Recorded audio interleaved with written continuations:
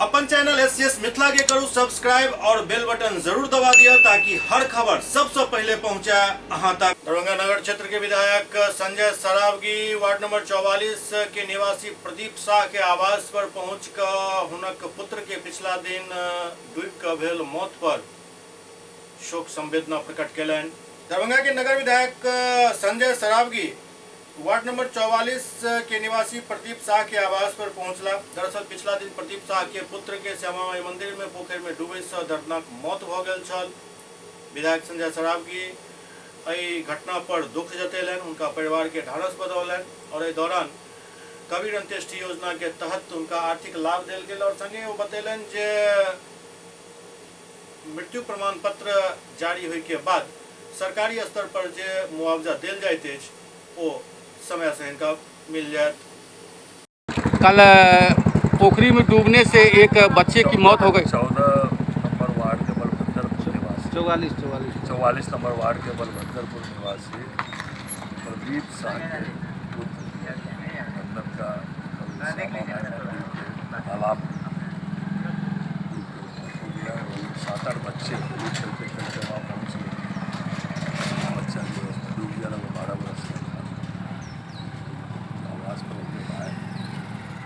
माननीय पार्षद जी ने 30,000 रुपया कबीर अंत्येष्टि का दिया है और जल्द से जल्द जो सदर प्रखंड में घटना घटी, बहादुरपुर प्रखंड अंचल है, मृत्यु प्रमाण पत्र जल्द से जल्द बन जाएगा। फिर संलेख जो है सदर प्रखंड से बहादुरपुर आ जाएगा तो सरकार के आपदा विभाग का जो है 4 लाख रुपया मृतक के परिजन को दिया जाएगा। तो वो हम लोग जल्द से जल्द उसको दिलवाने की चिंता करेंगे, क्योंकि संलेख जो है सदर प्रखंड से आना है। 2 प्रखंड का मामला है, 2 अंचल का, जल्द से जल्द इसको जो है। विधायक जी, एक सवाल है कि वो पोखर में लगातार किसी त्योहार सब में होते रहता है। प्रत्येक साल 1-2 घटनाएं, जैसे श्यामा माई मंदिर का जो प्रांगण है उसके जो पोखर है उसमें डूब के मौत हो जा रही है, चिंता का विषय है। खासकर नाबालिग का ही होता है अधिकतर।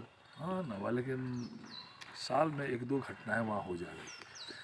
कोई 100 बरामद हो जा रहा है या कोई डूब के मौत हो जा रही है, चिंता का विषय है। इसको हम देखेंगे। न्याय समिति से बात करेंगे। न्याय समिति के तो संरक्षक हम खुद ही हैं, तो उसको हम देखेंगे कैसे क्या है उसमें सुरक्षा का कैसे क्या इंतजाम हो सकता है, इसकी हम लोग चिंता करेंगे। विधायक जी, आपके नगर में बंदर के प्रकोप बहुत बढ़ गया है।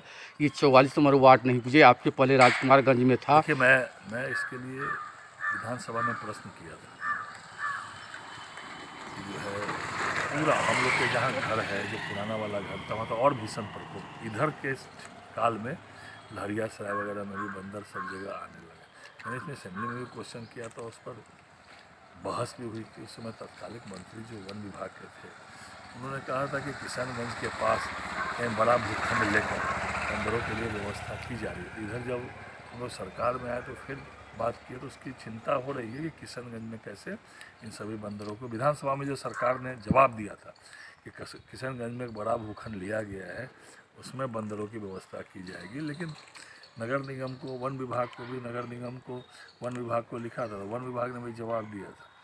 तो पिछले 2-3 बोर्ड के पहले भी ये उठा था बंदर का मामला, तो नगर निगम ने वन विभाग को लिखा था। वन विभाग का कुछ उसमें है, कोई राशि वासी नगर निगम को देनी है। लेकिन ये बहुत चिंता का विषय है कि पूरे शहर में बंदर के भय से लोग आक्रांत रहते हैं। सामग्री तोड़ दी जाती है, कपड़ा फाड़ दिया जाता है। हम लोग उसको नगर निगम में पुनः कहेंगे कि वन विभाग इसको उठावे, उसके कुछ राशि वगैरह भी नगर निगम को देना पड़े तो दे नगर निगम।